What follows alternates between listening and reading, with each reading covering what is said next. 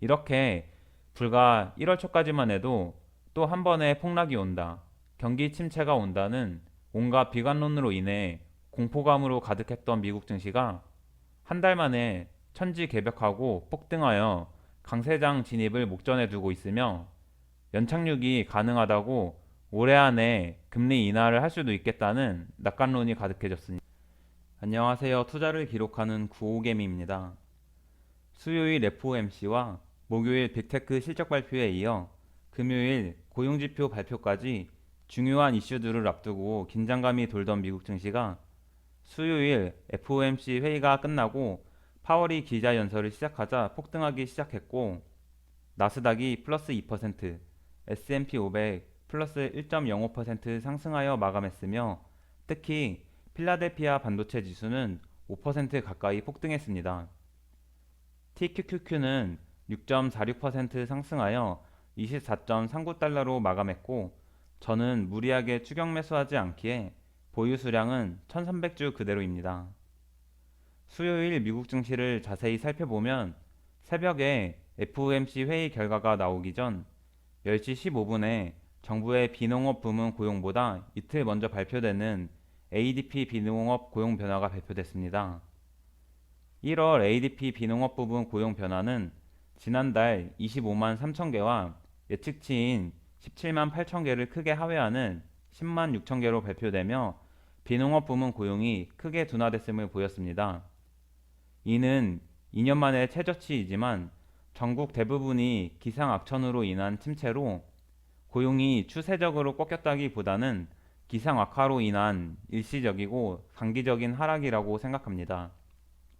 ADP 비농업 고용 변화가 발표된 이후 12시에 졸치 고용보고서가 발표됐습니다.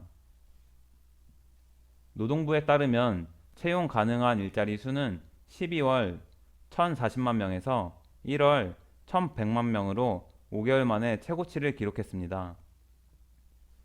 이는 2021년 7월 이후 가장 큰 수치이며 예상치인 1,025만 명을 크게 상회하는 수치입니다. 이로 인해 미국 고용시장은 실업자 1명당 일자리가 1.9개의 비율로 나왔습니다.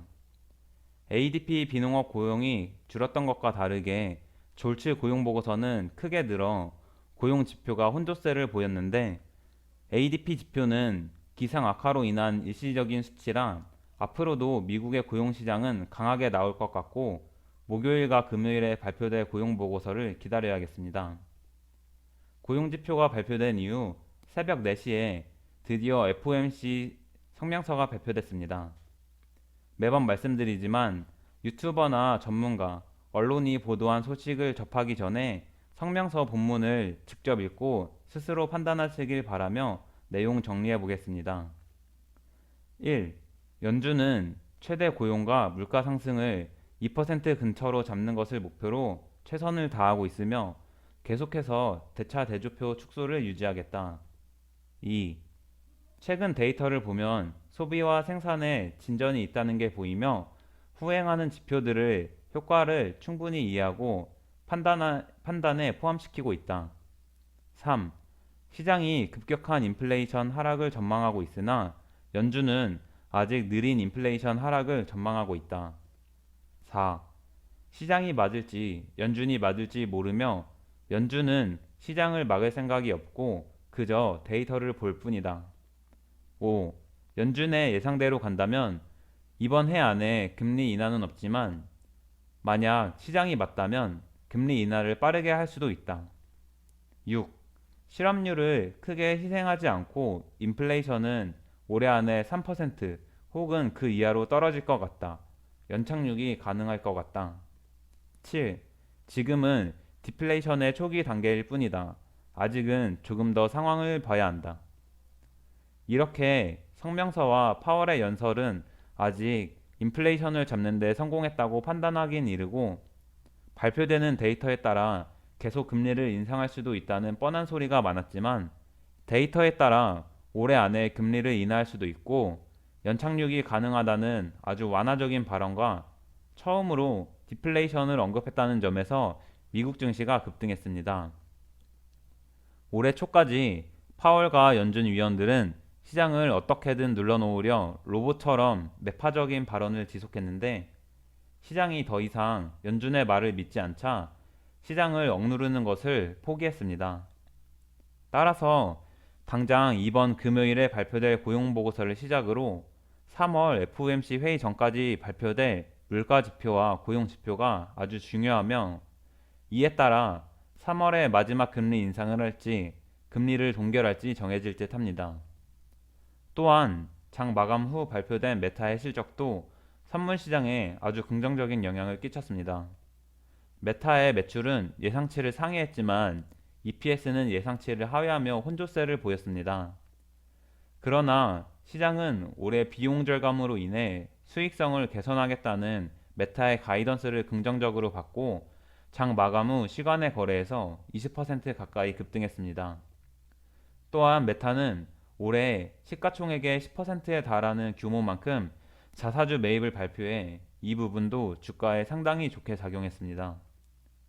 다만 20% 가까이 상승한 것은 단순히 실적과 가이던스에 의해서가 아니라 전체적인 시장 분위기와 매수 심리가 상당히 좋기 때문에 월가는 메타와 목요일 발표될 빅테크 기업들의 실적을 명분으로 미국 증시를 한 차례 더 급등시키려 하지 않을까 생각하고 있습니다. 채권 시장을 살펴보면 파월이 완화적인 발언으로 10년물 금리와 2년물 금리가 모두 크게 하락했습니다. 장단기 금리 모두 크게 하락하며 전 접점 근처까지 순식간에 내려왔는데 금요일까지 발표되는 고용보고서에 따라 전 저점을 깨고 내려가 계단식 하락을 보여야 주식시장도 추가적인 상승 파동을 보일 수 있습니다. 연준에 맞서지 말라는 주식시장의 오래된 격언이 있는데 드디어 연준과 파월이 시장을 놓아주는 것을 보며 미국 증시가 강세장으로 진입하겠구나 하는 생각이 들었습니다. 이번 주 많은 이슈와 지표 발표로 위아래로 커다란 변동성을 보이며 개인들의 물량을 털어내지 않을까 생각했는데 월가는 차라리 개인들이 더 올라탈 새도 주지 않고 미국 증시를 수직 상승시키며 전 고점을 돌파시켜 버렸습니다. 또한 나스닥은 지난 12월 저점부터 한 달 만에 16% 급등하며 200일 이동평균선을 뚫고 올라와 완전하게 안착했으며 장단기 이동평균선들이 정배열되며 골든크로스가 완성되어 가고 있습니다. 만약 목요일과 금요일 빅테크 기업들의 실적과 고용 보고서가 괜찮게 나온다면 추가적인 급등이 나와 바닥 대비 20% 넘게 상승하여 기술적으로 강세장에 진입할 수도 있습니다. 그리고 나스닥의 선행 지수로 보는 필라델피아 반도체 지수가 이미 바닥 대비 50% 가까이 상승하며 골든 크로스가 나온 것을 보면 나스닥 또한 목요일과 금요일에 추가 상승이 나오지 않더라도 시간의 문제이지 3월에 FOMC 회의 전까진 강세장에 진입할 거라 생각합니다. 이렇게 불과 1월 초까지만 해도 또 한 번의 폭락이 온다, 경기 침체가 온다는 온갖 비관론으로 인해 공포감으로 가득했던 미국 증시가 한 달 만에 천지개벽하고 폭등하여 강세장 진입을 목전에 두고 있으며 연착륙이 가능하다고 올해 안에 금리 인하를 할 수도 있겠다는 낙관론이 가득해졌습니다. 예전에도 말했지만 시장 최고의 순간은 늘 비관론이 가득한 바닥에서 나오며 지금처럼 나스닥이 한 달 만에 16% 넘게 상승하는 이 최고의 순간을 놓치고 시장을 잠시 떠나 있는다면 우리의 장기적인 수익률은 급격하게 감소합니다.